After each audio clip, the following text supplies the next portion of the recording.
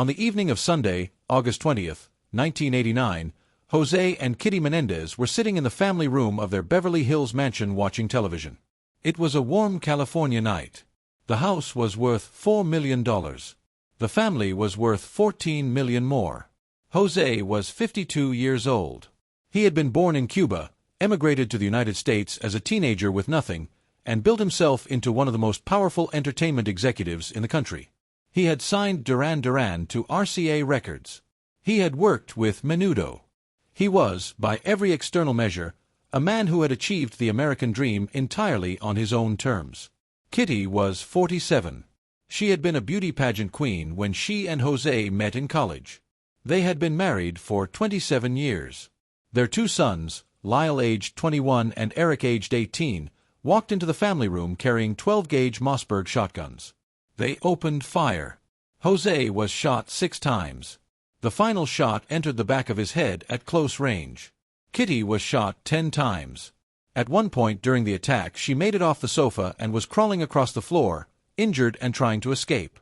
She did not make it. The final shot struck her in the face. Minutes later, Lyle Menendez called 911. He was crying. "Someone killed my parents," he said. He was telling a partial truth. Someone had killed his parents. He knew exactly who. The Menendez family looked, from the outside, like everything the 1980s promised America. José Menendez had arrived in the United States from Cuba in the late 1950s after Fidel Castro's revolution. He spoke almost no English. He lived in the attic of a cousin's home in New Jersey and earned a college scholarship for swimming. He studied accounting at Queens College. He married Mary Louise Anderson, everyone called her Kitty, a few years his senior and a former beauty queen, and built a career that took him from washing dishes to the executive suites of some of the most powerful companies in American entertainment.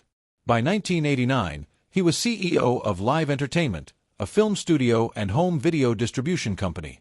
The Menendez family lived in a home on Elm Drive in Beverly Hills that had previously been occupied by both Michael Jackson and Elton John.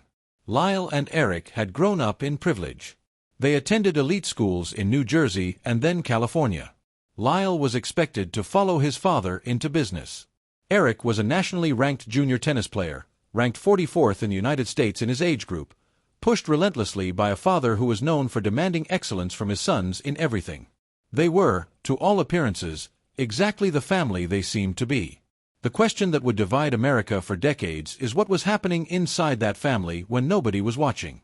In the immediate aftermath of the killings, police treated the scene as a potential mob hit. José Menendez had powerful enemies in the entertainment business.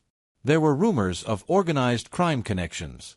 The brutality of the attack, 2 people shot multiple times at close range in their own home, suggested targeted violence. But within weeks, investigators began to look more carefully at Lyle and Erik. The brothers had called 911 crying, reported intruders, and cooperated with police. But then they began spending money. Large amounts of money, very quickly. Rolex watches, new cars, real estate, designer clothes, investments. In the weeks following their parents' deaths, Lyle and Erik spent hundreds of thousands of dollars from the estate they had just inherited. They hired a computer expert to delete files from their father's computer, including, investigators later discovered, a recently updated will. Nothing about the spending was illegal. Grieving people behave in unexpected ways. But combined with everything else, it drew attention. Then, in October 1989, just 2 months after the murders, Erik Menendez did something that would ultimately seal both brothers' fates. He confessed.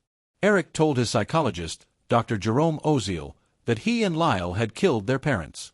He described the motive, in that initial confession, in terms that would later haunt both brothers at trial. He said their father had been too domineering and had threatened to disinherit them. He said they had killed Kitty because she was unhappy in her marriage and would have turned them in. Dr. Oziel recorded the sessions. His girlfriend, a woman named Judalon Smith, had overheard portions of the confessions. In March 1990, she went to police. Lyle Menendez was arrested in March 1990. Erik, who was in Israel competing in a tennis tournament, turned himself in days later. Both were charged with 2 counts of first-degree murder. If convicted, they faced the death penalty. For 3 years, the case moved through pre-trial proceedings. Then, in the summer of 1993, Lyle and Erik Menendez went on trial, each with their own separate jury, in what became one of the first major criminal trials broadcast live on cable television. And there, on the stand, each brother told a story that California had not heard in the opening months of the investigation. They said their father had sexually abused them for years. Lyle testified that José had begun sexually abusing him when he was 6 years old. He said the abuse continued until he was 8. Erik testified that the abuse never stopped for him, that it was ongoing at the time of the murders, when he was 18 years old. He said that 2 weeks before the killings, he had finally told Lyle what was happening. That Lyle had confronted their father. That José had threatened both brothers, telling them he would kill them rather than allow the secret to come out. The brothers said they had purchased the shotguns out of fear for their own lives. That on the night of August 20th, they had seen their father close the door to the family room in an unusual way, a signal, they believed, that something was coming. As I went into the room, Erik testified, I just started firing. Prosecutors contested every word. They said the abuse claims were fabricated, invented after the fact to justify cold-blooded murders motivated purely by money. They said José Menendez had been about to update his will in a way that would have reduced the brothers' inheritance. They said Lyle and Erik had killed their parents for $14 million. The question of who was telling the truth was unanswerable in that courtroom. But the jury could not ignore what it heard. In 1994, after months of testimony, both juries deadlocked. They could not agree on murder versus manslaughter. Both trials ended in mistrials. The second trial began in October 1995. And this time, something critical changed. The presiding judge made a ruling that defense attorneys would later argue was the decisive factor in the brothers' conviction. He barred much of the detailed sexual abuse testimony that had been central to the first trial. Without the full weight of the abuse narrative, without the graphic anguish testimony that had caused 2 separate juries to deadlock, the brothers' self-defense argument was significantly weakened. The defense still argued abuse. But the second jury heard a narrower, less emotionally complete version of the story. On March 20, 1996, the jury found Lyle and Erik Menendez guilty of first-degree murder on all counts. In July 1996, both brothers were sentenced to 2 consecutive terms of life in prison without the possibility of parole. They were separated and sent to different California prisons. They would not see each other for years. Lyle was 28 years old. Erik was 25. The judge, in sentencing them, made no mention of the abuse claims. The prosecution had successfully reframed the story as one about greed. But the story was not over. It would never quite be over. Lyle and Erik Menendez have now spent more than 35 years in California prisons. They are no longer the young men in the photographs from the trial. Lyle is 57 years old. Erik is 54. Both have spent virtually their entire adult lives behind bars. In prison, both brothers married. Erik connected as pen pals with a woman named Tammy, and they married in 1999. She has been a vocal public advocate for his release for decades. Lyle also married in prison, though that marriage later ended. By most accounts from prison officials, both brothers have served as model inmates, running support groups for fellow prisoners, engaging in educational programs, and earning consistently positive evaluations. 4 years, their prospects of ever leaving prison seemed essentially zero. Life without parole in California is as final as it sounds. Then, in September 2024, a television series changed everything. On September 19, 2024, Netflix released Monsters, the Lyle and Erik Menendez story, the second installment of Ryan Murphy's acclaimed true crime anthology series. Starring Javier Bardem as José, Chloe Sevigny as Kitty, and breakthrough performances from Cooper Koch and Nicholas Alexander Chavez as Erik and Lyle, the 9-episode series dramatized the murders, the alleged abuse, and the trials. It became one of the most watched series on Netflix that year. A new generation, people who had been children or not yet born when the original trials aired on live television, encountered the Menendez story for the first time. Social media exploded. TikTok videos accumulated hundreds of millions of views. The debate that had been quietly simmering for 3 decades erupted again on a global scale. The brothers themselves initially condemned the series. Erik, from prison, called it dishonest and disheartening. He later changed his position, acknowledging that whatever its inaccuracies, the show had moved a new generation of people to understand the abuse claims at the center of their defense. "It really did actually move a lot of people," Lyle said in a statement, "to understand the childhood trauma that Erik and I suffered."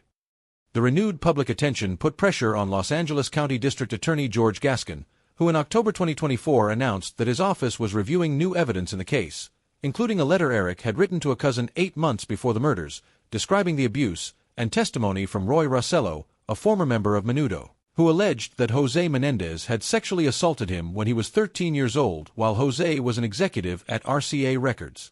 In October 2024, Gascon formally recommended resentencing, proposing that the brothers' sentences be reduced to 50 years to life, which would make them eligible for parole given their ages at the time of the crime. The path from Gascon's recommendation to any actual change was far from simple. In November 2024, Gascon was defeated in the Los Angeles DA election by Nathan Hochman, who took office openly skeptical of his predecessor's position. Hochman stated publicly that he believed the murders were premeditated and cold-blooded, and that the brothers had not demonstrated the full rehabilitation and accountability he required. Legal battles over whether the resentencing could proceed played out through early 2025. Ultimately, in May 2025, a judge reduced both brothers' sentences from life without parole to 50 years to life, making them immediately eligible for parole consideration given how long they had already served. For the first time in 35 years, Lyle and Erik Menendez had a realistic path to freedom. Their parole hearings were scheduled for August 2025. The Menendez family appeared at the proceedings. Relatives of José and Kitty, nieces, nephews, family members who had spent 3 decades on both sides of this debate, submitted statements. Some argued passionately for the brothers' release, saying that if the case had been tried today, with modern understanding of childhood sexual trauma and PTSD, the outcome would have been dramatically different. Others maintained that 2 people had been murdered in their own home and that the men who did it should remain where they were. In August 2025, both Lyle and Erik Menendez were denied parole. The parole board's decision was not a permanent one. Parole hearings can be revisited. The brothers can apply again. The legal proceedings have not ended. In September 2025, their habeas corpus petition, which had sought a new trial based on the new evidence, including the Menudo allegation and the letter, was denied by Los Angeles Superior Court Judge William Ryan. Ryan ruled that neither piece of evidence was strong enough to have changed the original verdict, and that the abuse allegations had already been considered extensively at trial. As of 2026, Lyle and Erik Menendez remain in California prisons. They are among the most famous inmates in American correctional history, serving sentences for crimes they have always admitted committing, while maintaining, for 35 years, that they had no other choice. José and Kitty Menendez were real people. They were shot to death in their own home by their own sons. Whatever happened in that family, whatever the truth is about what José did to Lyle and Erik behind closed doors, Kitty and José did not survive to tell their side of the story. That absence is permanent. And yet the question that has never been fully resolved hangs over this case like the California heat. What does justice look like when the people convicted of a crime say they were victims first? American understanding of childhood sexual trauma has changed enormously since 1996. The scientific and psychological research on what abuse does to developing minds, on how victims behave, how they process fear, how they respond to threats, would look very different in a modern courtroom than it did in the one where Lyle and Erik Menendez were convicted.